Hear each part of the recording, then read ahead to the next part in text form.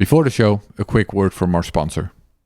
What is up, Bitcoiners? It's CK, and I'm here to talk to you about the Bitcoin 2021 conference this June in sunny Miami, Florida. It is going to be June 4th and 5th, and we are barreling towards a sold-out conference. Already 1/3 of our available tickets have been sold, and way more than half of our whale passes have been sold. We are almost sold out completely on the whale pass. We have amazing speakers: Jack Dorsey, Chamath, Nick Szabo, Tony Hawk, Peter Todd, many, many more, and many more to be announced. You can go to the website to check them all out. Mayor Sjors has welcomed us into the city with open arms. And again, tickets are flying off the shelves. Seriously, I see the feed and I've done many conferences. This one is really has something going for it. And honestly, guys, after all this, after 2020, Bitcoiners want to grab a beer, hang out. We're bringing back Bitcoin 2019 vibes times 10, prices times 10. Let's go. Use promo code Satoshi, all caps, Satoshi, for 10% off. You can go to the website b.tc/conference. Again, that is b.tc/conference, and get your ticket today. Prices also are going up, and hey, we may just sell out. So we have a hard cap. Can't really be flexible there. Don't wait.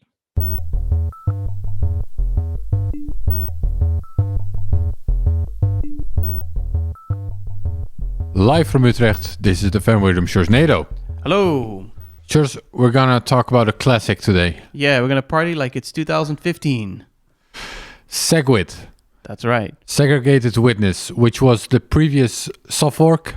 Well, was the last soft fork. We're working towards the Taproot soft fork now. It's the last soft fork we know of.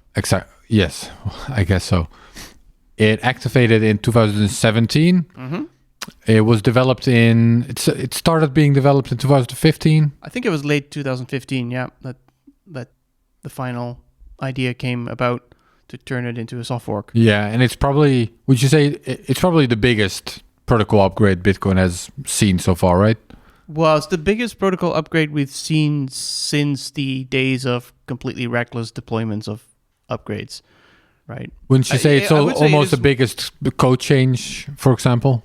Yeah, I think so. It's bigger change than P2SH, but yeah. I don't know what was done in the very early Satoshi days, when hundreds of opcodes were turned off and all that stuff. So where do we start? We could start with what the problem was. Okay, what was the problem? Why did we need SegWit, Sjors? Yeah, why do witnesses need to be segregated? Exactly. So the problem was transaction malleability. And transaction malleability means that if I'm sending you some coins and you're sending them to Ruben, who's not here, then that transaction that you're sending refers to the transaction that I just sent. And the problem there, and that's fine normally, but the problem is that somebody could take our transaction and manipulate it. It could take my transaction and manipulate it, and then your transaction would no longer refer to my transaction, but would refer to a void. Yeah, and to be more specific, I think what the part of the transaction that's being manipulated is actually the signature. So every transaction is signed with a cryptographic signature, and the signature, I don't understand the details, but I know that the signature can be tweaked somehow in a way that it looks different, but it's still valid. Yeah, and there were lots of ways to do that. So one of the ways that was fixed without SegWit is that you could, I think, just multiply the signature with -1 or something, or just put a minus in front of it, and it would still be valid. And so anybody could just put that minus in front of it. So you would broadcast a transaction, and it would go from one node to the other. Somebody else could see that transaction, and they could say, well, I'm just going to flip this bit and send it onwards, and then we'll see which one wins. And this is just for simple signatures, but I think there were other...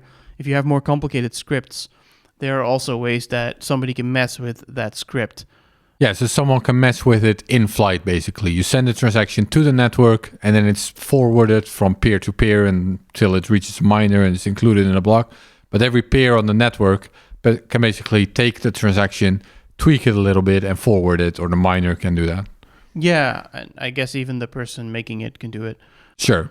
Yeah, or the miner can do it. So you may ask yourself, why is this a problem, right? Because I sent you some coins and you sent them to Ruben. Okay, I ruined your transaction, so you just send it again. So that's not a big deal. You didn't really ruin the transaction. You just tweaked it a bit, but it's still valid. Well, I ruined your transaction.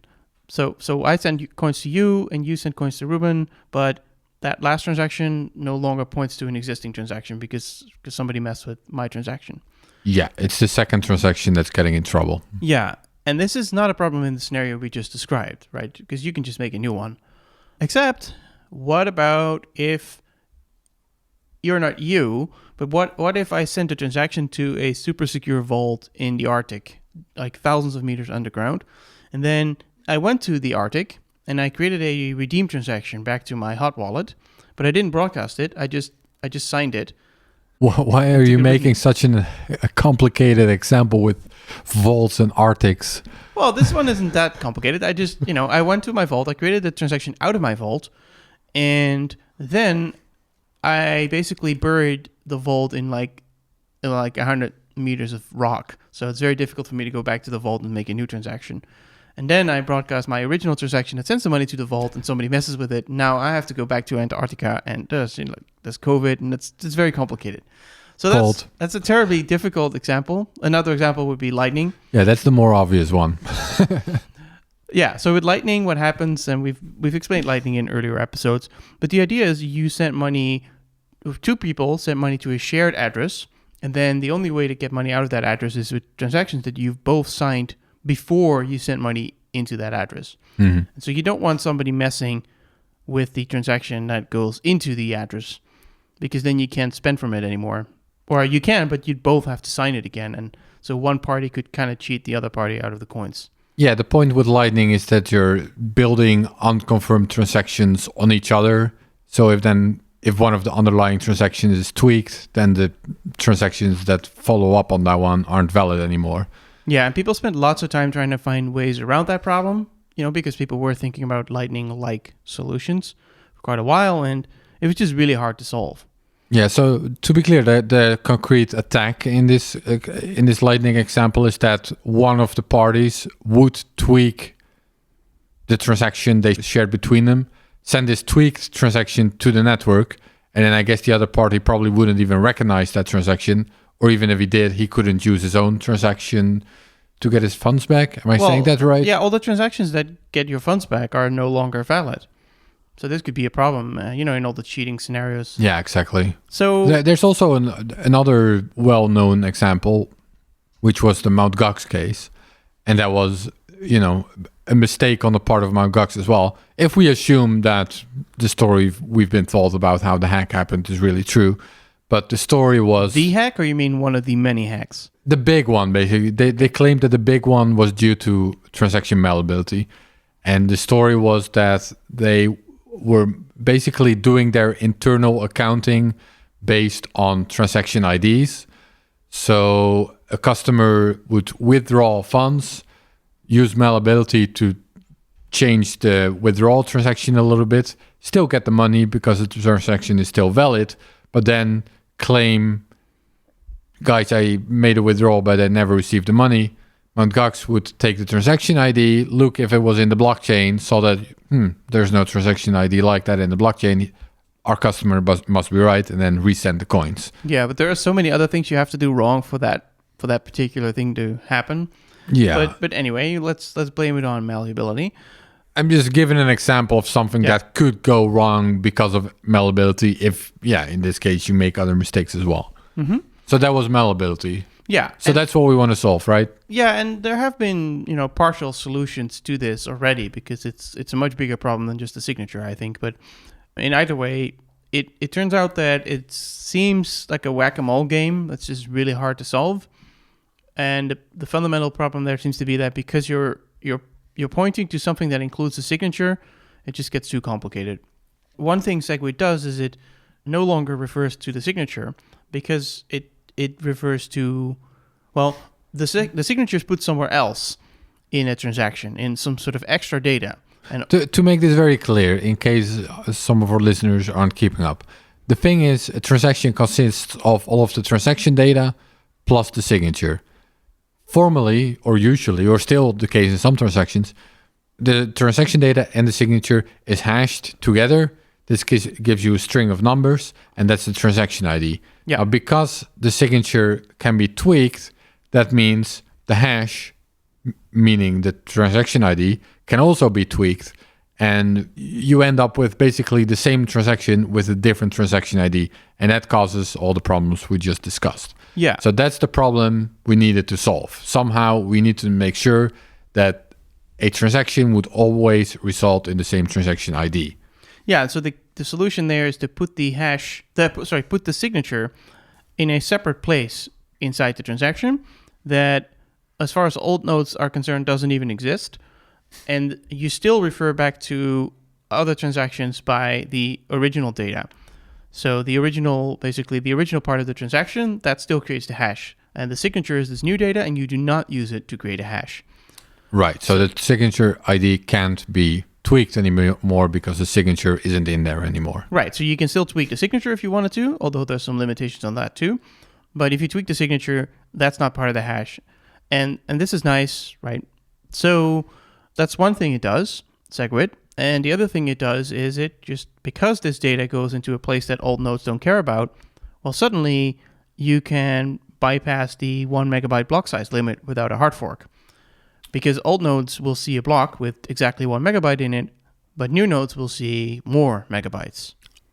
Yeah, blocks had a 1 megabyte limit, and that used to be transaction data plus all the signatures plus a little bit of metadata, and now it's basically mostly the signature data and not the signatures, and that's where the block size increase comes from. The signatures is sort of the increase. Yep, exactly. And that's theoretically up to 4 megabyte, but in practice it's more like 2.5, I guess, the total size that you get for blocks. Yeah, why is that? There is some new calculation for how data is counted when it comes to the signature. Well, yeah. So I think what happens is you take the old data and you multiply it by 3 or something, and then you take the new data and you add it up. So the signature is kind of discounted in a way. And that's kind of an arbitrary number, but at least it creates an incentive to use SegWit. Right, and that's also why it's a bit more flexible now, the block size limit. If there are many transactions with many signatures, for example, multi-sig transactions, then the size of the blocks could be a little bit bigger because of how it's all calculated. Right, because with the usual old-fashioned transactions, there's not much going on. In terms of signatures, there just aren't that many signatures, but you could conceive of much more complicated transactions that have much longer signatures, like in a multi-sig situation. And those are nicely discounted in SegWit. Yeah. Right. So how is it possible that SegWit could be deployed as a soft fork?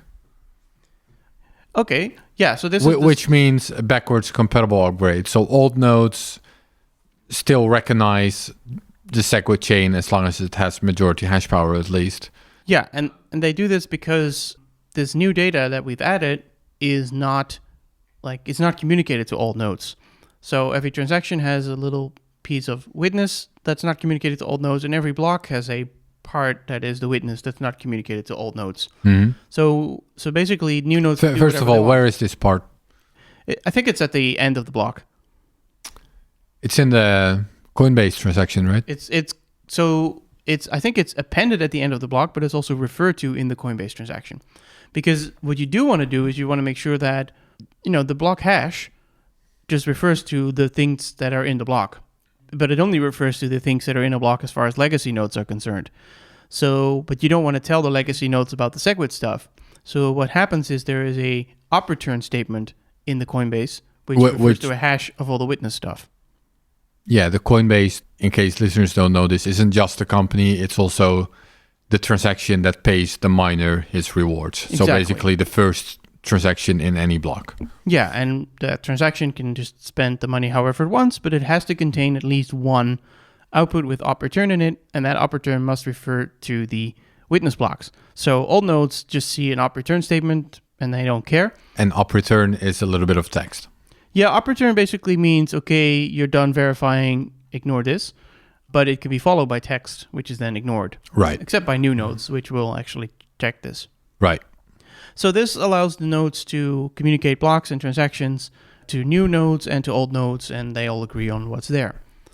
And the other reason why this can be a soft fork, and that's more important for the new nodes, is, well, where are you sending the coins to when you're using SegWit? So you're using a special address type now.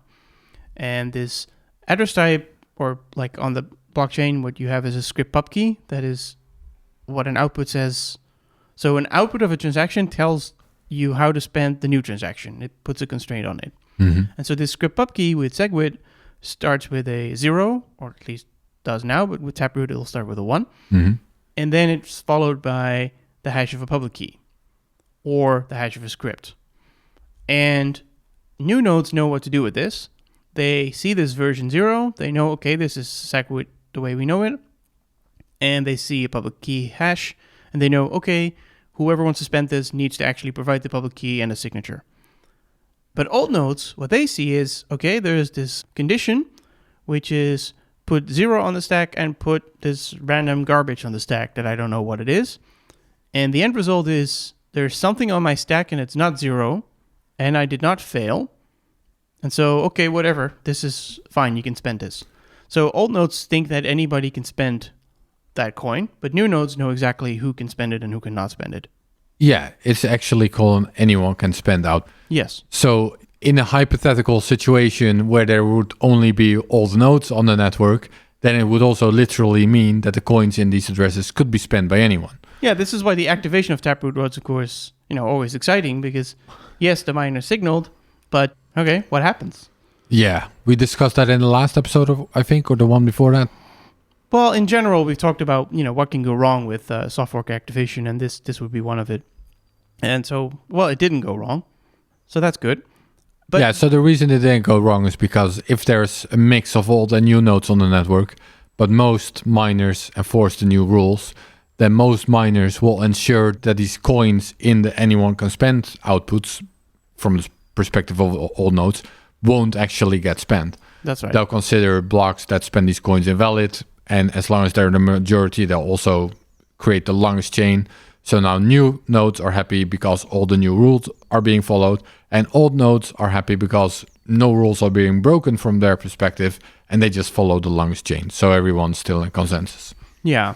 And this rule I just told you about, this script pub key that puts things on the stack, and as long as it's not 0, everybody's happy. It's kind of a hack. It's kind of just leveraging some ugly aspect of ancient ways that Bitcoin scripts work. But with SegWit, the first thing will be the number 0 or the number 1, etc.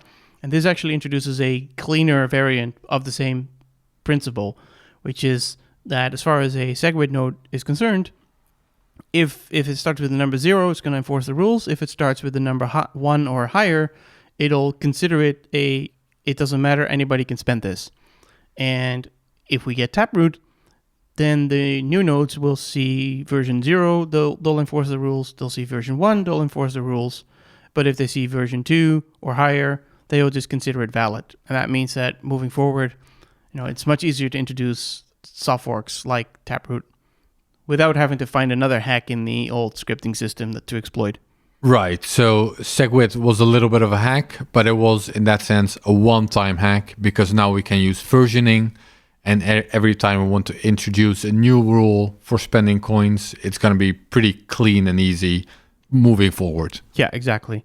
And within Taproot, I guess it's a little out of scope for this one, but within Taproot, we have these multiple branches that can have their own condition, and those scripts also have a versioning mechanism. So there's even more versioning that can be done. Right.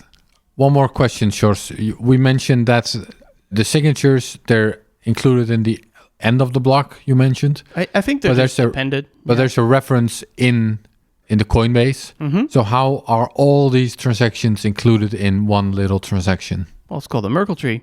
Merkle tree? Yeah. This sounds exciting. We talked about Merkle trees in an earlier episode. I think we did. Quite at length. We tried to explain them, and it was possibly quite terrible, but we've done it, and we're not going to do it again. But basically, it's essentially just taking a hash, but a Merkle tree is a little bit more elegant than a hash because it allows you to point to specific elements inside the tree. A hash will just say yes or no for everything that's in it. Could be a whole megabyte. It's correct or not. Mm-hmm. But with a Merkle tree, you can say, okay, I can actually prove that this specific transaction exists inside that tree at that position without having to like reveal everything else in it. And that's kind of cool. Yeah, and I think it's essentially sort of a mirror of the actual transactions, right? Which are also included in the Merkle tree in the block. And then there's it's the same idea. So it's not rocket science. So we have one Merkle tree for transactions, the regular transaction data, and then sort of a mirroring Merkle tree for all the references to the signatures in the Coinbase block, right? Yeah, exactly. And I think, you could generalize that to something called extension blocks, where you could add something else to transactions in the future and just refer to that in a Coinbase output. And so you could, increase block size through soft forks to a degree. But you can't really go super far with that, because as far as the old nodes is concerned, there still has to be a valid transaction out there. And a valid transaction probably has to have at least an input, and at least an output, even if the output says do whatever you want with this. Can't make it smaller than that. And there's still the 1 megabyte limit as far as these old nodes are concerned. You can't use extension blocks just to add data to transactions. You can use it to add data to transactions, but you can't use it to create an infinite number of transactions, because those transactions have a minimum size. Probably about 60 bytes. We're going off the rails. That's fine. All right. Bring us back to the rails. I think there were some other benefits of SegWit that we wanted to mention. Well, so we mentioned transaction malleability is solved, which was necessary for something like the Lightning Network. So that, that's why we have the Lightning Network now, because we had SegWit. The other benefit we mentioned is block size limit increase. Yeah, and I guess we had 4 years almost of low fees. Now they're high again. Yeah, they're stacking up now. Then we had the versioning, so easier to make new upgrades. Were there more benefits than that? Yeah, there is. There's committing to the inputs. So this is fun for hardware wallets. If you're a hardware wallet and you want to sign something, we talked about that in one of the very first episodes, where we explained that if you're a hardware wallet and you want to sign a transaction, you want to look at the output amounts. You can do that. Mm-hmm. But you want to make sure that the input amounts actually sort of add up to the same as the output amounts, so that money isn't just disappearing into fees. But the only way to do that is to actually have the input transactions and look at their output amounts. And so that meant that in the old days, you would have to send all the input transactions to the hardware wallet as well, and it would have to process them, and it's kind of a lot of work. Or it could be a lot of work if they're big transactions. Yeah, so to be clear, this is always the case for any wallet. You always, you have inputs, that's the coins you own, and then you have the outputs, that's the coins you're sending, including a change output to yourself usually. And then the difference between them, that's the fee, and that's for the miner to keep. Yeah, the fee is not actually mentioned in the transaction. Yeah, exactly. There's no fee amount or anything like that in the transaction. You just have to calculate it yourself.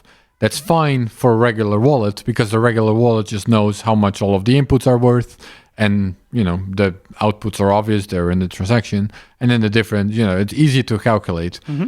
But a hardware wallet is basically just signing from private keys, and it doesn't necessarily know how much all the inputs are worth. So now am I saying this right? Yeah, that's right. Yeah, it's sending money away, but it's actually not sure how much money it's sending. And therefore, a hardware wallet has the risk that it's sending 10 million coins as a fee without realizing that. Right. The main problem there is the fee could be arbitrary. And so if somebody colludes with the miner or just wants to take your coins hostage in some weird way, that's not good. So what SegWit does is it commits to those inputs. So normally a transaction, in the old days, the input would just be the ID of the transaction that we just talked about with all the malleability stuff. And the index, basically. So a transaction has multiple outputs. So you'd say this is spending output 0 of this and this transaction. And with SegWit, what's basically added to that is the amount. Actually, not just the amount, I think the entire transaction. So take the transaction and hash it, and that's what you're committing to now. And that includes the output amounts of that transaction. So now when you're signing it, you can check it.